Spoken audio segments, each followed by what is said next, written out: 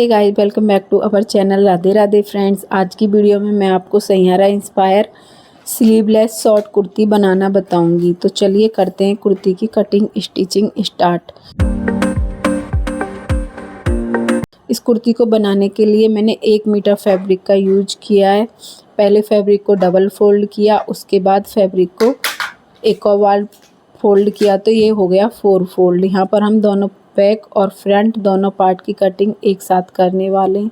ऊपर से फैब्रिक को इक्वल करने के लिए ऊपर से एक स्ट्रेट लाइन ड्रॉ कर दी। अब लगाएंगे अपनी लंबाई का मार्क।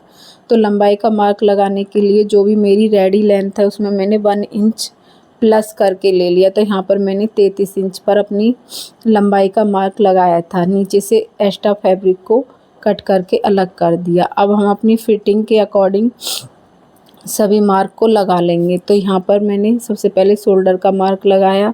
शोल्डर मैंने 6 इंच पर लिया। आर्म होल मैंने 6.5 इंच पर लिया। आमने सामने सभी मार्क्स को लगाते हुए स्ट्रेट लाइन ड्रॉ कर कर आर्म होल की शेप ड्रॉ कर ली। उसके बाद अंदर की साइड 1/2 इंच एक्स्ट्रा लेते हुए फ्रंट आर्म होल की शेप के लिए भी लाइन ड्रॉ कर दी। अब अपनी कमर और हिप का मार्क लगाया। तो कमर मैंने 13 इंच पर ली थी और हिप 21 इंच पर ली थी।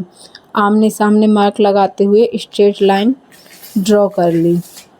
अब लगाएंगे अपनी फिटिंग का मार्क। तो फिटिंग का मार्क मैंने चेस्ट 8.5 इंच पर लगाई थी, कमर 7.5 इंच पर और हिप 8.5 इंच पर लगाई थी। जो भी हमारी रेडी फिटिंग थी उसका 4th पार्ट करके मैंने सभी मार्क लगाए थे। अब अपनी फिटिंग की स्केल की हेल्प से सभी मार्क को मिलाते हुए फिटिंग की शेप ड्रॉ कर दी। साइड से 1.5 इंच का मार्जिन लेते हुए सेम शेप ड्रॉ कर ली फिटिंग के अकॉर्डिंग।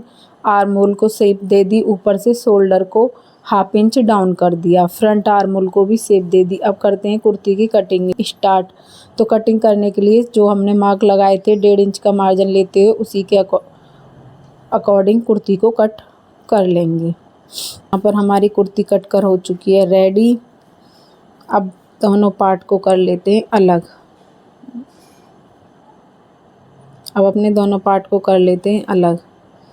यहाँ पर मैंने बैक पार्ट को अलग कर दिया। अब हम अपने फ्रंट आर्म होल की शेप दे लेंगे। फैब्रिक को पहले इक्वल किया, उसके बाद फ्रंट आर्म होल की शेप दे दी।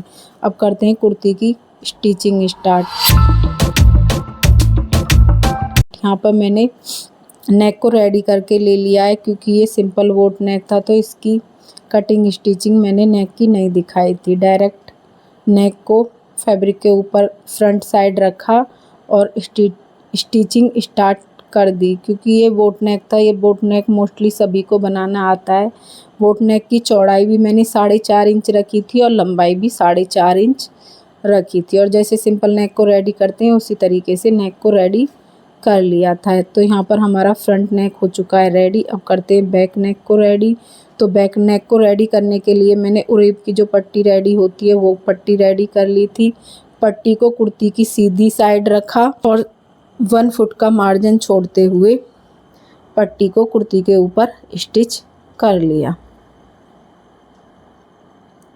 पट्टी को स्टिच करने के बाद पट्टी में छोटे छोटे कट लगाए जिससे कि पट्टी अंदर की साइड आसानी से फोल्ड हो जाए।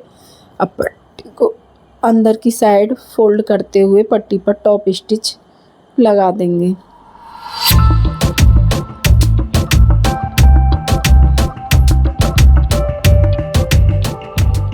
इस तरीके से जब हम बैक नेक को उरेब पट्टी की हेल्प से बनाते हैं तो नेक काफ़ी फिनिशिंग के साथ रेडी हो जाता है और वो भी बहुत ही कम टाइम में। देखिए यहाँ पर हमारा बैक नेक हो चुका है रेडी। अब कर लेते हैं आर्म होल को स्टिच। तो आर्म होल को स्टिच करने के लिए दोनों नेक को इक्वल रखा, स्टिच को डबल लॉक किया और 1/2 इंच का मार्जिन छोड़ते हुए स्टिच कर दिया। उसके बाद अब हम अपने आर्म होल को फिनिश करने के लिए उरेब की पट्टियाँ कट कर लेंगे। इसीलिए मैंने आपको बैक नेक के टाइम पे उरेब की पट्टियाँ कट करना नहीं बताई थी। आप यहाँ पर देख सकते हैं कैसे पट्टियाँ कट करते हैं और कैसे पट्टी को आप आमने सामने रखते हुए स्टिच करते हैं। तो सभी पट्टियों को आपस में जॉइंट करते हुए पट्टियों को रेडी कर लेंगे।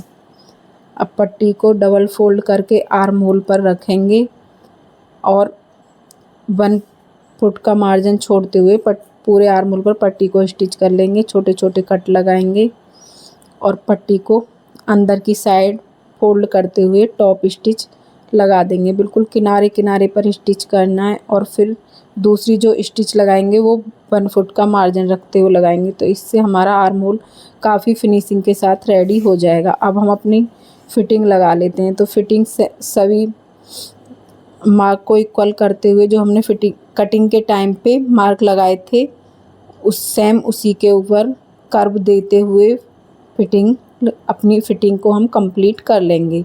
और स्टिचिंग को जब हम स्टार्ट करते हैं तब भी डबल लॉक करते हैं और जब फिनिश करते हैं तब भी डबल लॉक करते हैं। इससे हमारी सिलाई कभी भी खुलती नहीं है और जो साइड में एक्स्ट्रा धागे वगैरह होते हैं उसको साथ के साथ कट कर देते हैं। अब हम अपने चाक को फोल्ड कर लेते हैं। तो चाक को फोल्ड करने के लिए फैब्रिक को 1/2 इंच अंदर की साइड फोल्ड किया और ऊपर से बिल्कुल टॉप पे स्टिच लगाना स्टार्ट कर दिया। सेम ऐसे ही दूसरी साइड से भी अपनी साइड स्लिट को बनाते हुए दूसरी साइड के चाक को भी हमने फोल्ड कर लिया। अब नीचे से भी फैब्रिक को 1/2 इंच ही फोल्ड करना है हमें। तो 1/2 इंच फैब्रिक को अंदर की साइड फोल्ड करते हुए बिल्कुल जैसे सेम चाक को फोल्ड किया था उसी तरीके से नीचे से भी बैक और फ्रंट पार्ट दोनों को फोल्ड कर लिया। तो यहाँ पर हमारे चाक और नीचे से कुर्ती फोल्ड होकर हो चुकी है रेडी।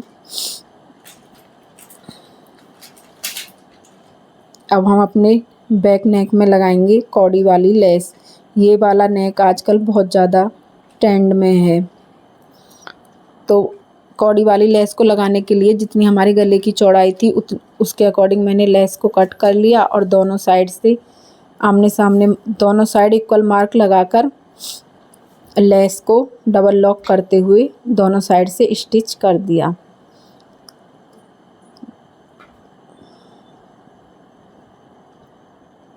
ये देखिए हमारा बैक नेक में लेस लगकर हो चुकी है रेडी। तो कुर्ती का लुक कुछ इस तरीके से आया था फाइनल लुक। कमेंट करके बताना आपको ये शॉर्ट कुर्ती कैसी लगी। Okay guys, bye bye.